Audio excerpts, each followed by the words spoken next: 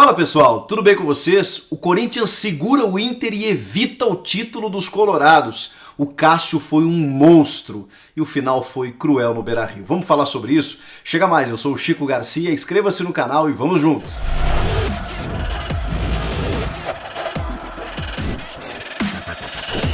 Que loucura! Já eu vou falar sobre tudo o que aconteceu nesse jogo. Mas antes eu queria dizer que esse vídeo é um oferecimento de OneFootball, o aplicativo que eu uso para me manter informado sobre tudo o que está acontecendo, estatísticas, resultados e muita coisa legal. Olha só. Notícias como essa aqui, o Patrick de Paula testou positivo para a Covid-19 e vai desfalcar o Palmeiras na primeira final da Copa do Brasil contra o Grêmio. O Mário Bittencourt acredita em chances de título do Fluminense na Libertadores, hein?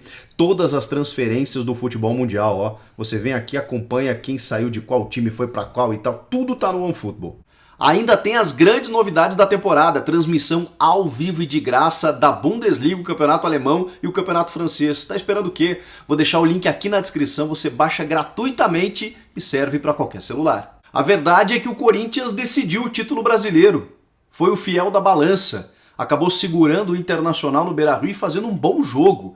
Um bom jogo defensivamente. O Cássio, muito criticado nas últimas partidas, fez uma atuação muito digna e um milagre num lance no comecinho do segundo tempo, numa cabeçada queima-roupa do Edenilson, em que o Cássio vai buscar e na sequência a bola ainda bate na trave. É o lance mais claro, digamos assim, uma defesa fantástica do goleiro alvinegro. Por que o Corinthians decidiu? Vocês já sabem, né? Porque bastava um golzinho, bastava essa bola do Edenilson entrar e outros lances de arbitragem que a gente vai falar, mas bastava um golzinho do Inter e o Inter seria o campeão brasileiro. Inter e Corinthians travaram e travam uma rivalidade interestadual há alguns anos, né? E tem torcedores lembrando de 2007, numa possibilidade do Inter ter entregue o jogo para o Goiás, né? Naquele ano do rebaixamento corintiano. Por outro lado, os colorados ainda lembram muito de 2005, que segundo eles, né, aquele campeonato foi, digamos, manchado e foi perdido por conta do tapetão, o STJD, que refez os jogos do Edilson Pereira de Carvalho, e tem um pênalti claríssimo, né, que o Márcio Rezende de Freitas não marca, do Fábio Costa no Tinga. Enfim, essas nuances, né, foram se construindo em 2009, quando o então presidente Fernando Carvalho chama a imprensa, eu estava lá inclusive em Porto Alegre, cobria a dupla Grenal, e o Fernando Carvalho chama todo mundo para exibir um DVD com os erros de arbitragem que supostamente levavam o Corinthians até a decisão daquela Copa do Brasil em 2009, vencida pelo Corinthians. E aí o põe no DVD, né, virou uma máxima, o Corinthians chegou a exibir num telão de Itaquera essa frase, não lembro em que momento, mas foi mais recente isso ali, por 2015 talvez, num dos confrontos entre as duas equipes. E aí se criou essa rivalidade, calhou dos dois jogarem a última partida e o Inter bastava vencer, fazer a sua parte, porque o Flamengo perdeu o seu jogo para o Flamengo. O Flamengo perdeu o seu jogo para o São Paulo no Morumbi. E aí o Inter precisava de um golzinho que não aconteceu. E o Corinthians se portou bem porque nos últimos jogos não estava atuando de forma positiva, tinha desfalques para essa partida, sem o Fagner, lateral direito, e olha, o Fagner faz muita falta, e aí o Michel Macedo já foi negociado, ou seja, nem faz mais parte dos planos do Corinthians, e aí por isso o Wagner Mancini improvisou o Bruno Mendes. No meio de campo não tinha o Gabriel, não tinha o Luan, que também não viajaram.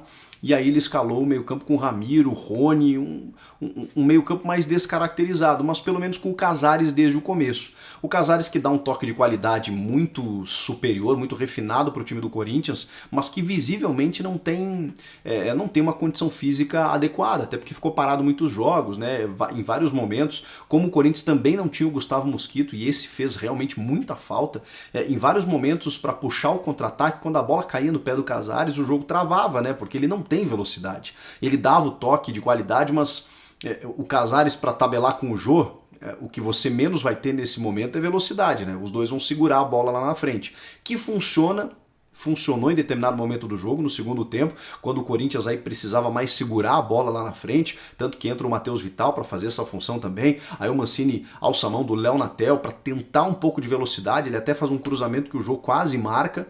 mas o elenco é escasso, gente, tem muitos problemas, ainda mais com lesões. Muita gente questionou, será que os garotos, por que os garotos não entraram? O Matheus Araújo e o Cauê, que foram relacionados, 18 anos, né? Eu acho que é mais para sentir a concentração, a viagem, o encontro com os profissionais, um grande jogo como foi, para eles irem se acostumando e daqui a pouco receberem oportunidades. Não tinha necessidade de colocá-los no jogo. O Corinthians não disputava nada, mas também é verdade que não precisava terminar em 12º na tabela, né? O engraçado é que dentro das combinações aí para o Corinthians chegar numa pré-Libertadores, o Santos não podia pontuar, o Atlético Paranaense não podia fazer mais do que 4 pontos e eles não fizeram. O Santos fez 1 ponto nos 2 jogos finais, o Atlético Paranaense 3, só que bastava o Corinthians fazer 6 contra Vasco e Inter, e não fez. Ele não venceu nenhum dos 2 jogos. Então o Corinthians também acabou deixando a desejar no campeonato, chega na 12ª colocação, vai disputar a Sul-Americana, passou bem longe da Copa Libertadores, não chega na 9ª colocação, que permite com que ele chegasse até a 3ª fase da Copa do Brasil, perde dinheiro também, cerca de 5 milhões de reais, porque se chegasse em 9º, que era a possibilidade, teria mais um dinheiro na conta, então vai receber 14 milhões e não 19, ou seja, foi muito ruim, né? A campanha do Corinthians como um todo foi ruim, mas é fato que nesse último jogo resolveu jogar. O Gil fez uma grande partida, o Fábio Santos foi muito seguro lá atrás, o Bruno Mendes, embora tenha falhado em alguns momentos, inclusive no pênalti que o Ramiro comete, já vou falar sobre isso, ele perde uma bola no meio campo, e aí o Inter ganha campo para poder atacar. O jogo foi aberto em alguns momentos, né? A gente viu o Cássio fazendo defesa, o Corinthians chegando na frente do Lomba também, mas aí faltou qualidade, porque do meio para frente o Corinthians tem alguns problemas. O Otero, convenhamos, né? Um jogador muito decepcionante, né? Ele chegou até com um pouquinho mais de vontade do que os demais e ponto. Ele só tem uma jogada que é um chute a média distância e que nem vem acontecendo, ele nem vem arriscando, ou seja, não tá valendo para muita coisa a entrada do Otero. O Matheus Vital, que o substitui, joga muito melhor. Agora o Inter, cara, o Inter foi muito valente no jogo, né? O Inter visivelmente faltou perna em vários momentos e foi no detalhe, né? No detalhe, o Inter teve 3 gols anulados, um pênalti que foi marcado e depois cancelado. Eu imagino a tensão dos torcedores naquele momento vendo o jogo, porque qualquer coisinha poderia decidir o título. E teve um gol do Edenilson aos 49, cara, na última volta do ponteiro do acréscimo que o árbitro tinha dado. Quando o jogo já tinha terminado no Morumbi, bastava um gol ali, terminava o campeonato. O Edenilson faz um gol, mas visivelmente impedido. O Yuri Alberto fez um gol no primeiro tempo, também impedido. Esses lances não tem muita dúvida. Tem o lance do Abel Hernandes, já que o Abel Braga coloca no segundo tempo para tentar alçar uma bola na grande área, e ali o jogo se caracterizava dessa forma, né? Escanteios ou levantamentos do próprio Edenilson, que o Galhardo quase alcança a bola, o Caio Vidal chuta uma bola na trave, o Cuesta faz uma grande jogada nesse gol anulado do Edenilson. O Inter estava chegando, estava pressionando e o Corinthians se defendendo. O Corinthians mostrou que não estava a fim de entregar, entregar no bom sentido, assim, não estava a fim de deixar acontecer o título do Inter mesmo não disputando nada. O Corinthians queria resistir e resistiu. E aí fica aquela pontinha, né, do tipo assim, pô, se tivesse jogado assim mais alguns jogos, fatalmente conseguiria uma vaga na pré-Libertadores. Mas isso já é passado. Agora o Inter realmente poderia ter vencido em vários momentos, né? Com esses gols anulados, o Abel Hernandes, como eu estava dizendo, ele disputa a bola com o Cássio, e o Cássio já estava de posse da bola, né? Depois a bola entra, mas o Wilton Pereira Sampaio já tinha apitado. Então não dá para dizer que é um gol anulado, né? É uma falta do Abel Hernandes no Cássio, que também não tem muita dúvida. O lance de mais dúvida é o do pênalti do Ramiro. Por quê?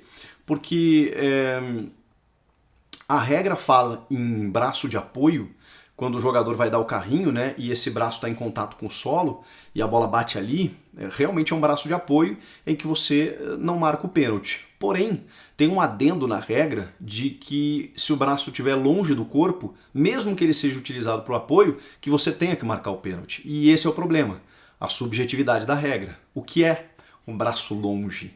Para mim, o braço está longe do corpo. Ah, mas não tem como jogar com o braço amputado? Eu concordo, eu acho a regra ridícula nesse aspecto. Se o jogador dá o carrinho, é óbvio que o braço está aberto ou está longe do corpo dele para ele poder se apoiar. Isso vale para quando ele sobe para o cabeceio, em que muitos árbitros consideram como um movimento antinatural, né, quando o braço está assim, sendo que ele está fazendo assim para manter o equilíbrio dele no ar, né, para poder saltar. Enfim, várias incongruências na regra que acabam só atrapalhando a arbitragem. Então esse lance é muito discutível. Tem um lance que tá viralizando aí, que o Rafael Claus marcou pênalti pro Flamengo em 2019, num lance com o Grêmio, do Léo Moura, que dá um carrinho, que usa o braço de apoio, só que esse braço está aberto, na opinião do Claus, ele marca o pênalti. Eu tive a oportunidade de conversar com o Claus, inclusive, porque eu entendia pela regra que o braço de apoio não deveria ser infração, e ele me explicou que a orientação nesses casos é dar o pênalti. Por isso, gente, que é um lance que eu até considero que o braço do Ramiro está longe, tá? Então, pela orientação, pela nova orientação, a recomendação é dar pênalti nesse tipo de lance. Mas não posso discutir a não marcação, porque inclusive o Wilton foi revisar no monitor, avisado pelo Rodrigo D'Alonso Ferreira, do tipo assim, vem cá dar uma olhada. Ele foi lá, talvez tenha sido convencido, é um lance interpretativo que vai gerar muita discussão, mas é a única coisa que a gente pode apontar e não dá para determinar como erro, tá, gente? Não dá para dizer, não, ele errou, foi um absurdo, não. Não tem nada disso. É um lance discutível em que, enfim, o árbitro marcou no campo, mas olhando no monitor resolveu cancelar o pênalti. O fato é que o Corinthians acabou decidindo o título brasileiro em favor do Flamengo, evitando que o Inter fosse o campeão brasileiro. Que loucura! E agora, vida que segue, né, para as duas equipes. O Inter, que lutou muito, chegou muito perto de quebrar um jejum de 41 anos. Chegou muito perto mesmo, nunca esteve tão perto essa quebra de jejum, esse título do Inter, e o Corinthians termina uma temporada de uma forma frustrante para o seu torcedor. Tem muita coisa para acontecer, já está todo mundo me perguntando o que esperar do Corinthians para 2021, que tem Sul-Americana, tem o estadual ali na frente, não será um ano de grandes contratações, de aposta nas categorias de base, provavelmente com o Mancini no banco de reservas. Vamos com calma, vamos por partes, passo a passo, para ver o que o Corinthians nos oferece para a próxima temporada. E o Inter provavelmente, sem o Abel Braga que já se despediu, com o Miguel Ángel Ramírez no comando, para quem sabe buscar um título em mais uma temporada, um título que dessa vez passou tão perto, mas que o Inter vai seguir buscando com certeza, né? Se fortaleceu muito, imagino eu. O Inter que se resgata, né, depois da vinda da Série B e vai batendo na trave da Copa do Brasil, chegando em terceiro do Brasileiro, agora vice-campeão de novo. Uma hora o Inter vai voltar a vencer, vai ganhar títulos e fez uma campanha muito digna. Essa é que é a verdade. Comenta aqui embaixo o que vocês acharam do jogo, das polêmicas e tudo mais. Inscreva-se no canal e eu volto na próxima.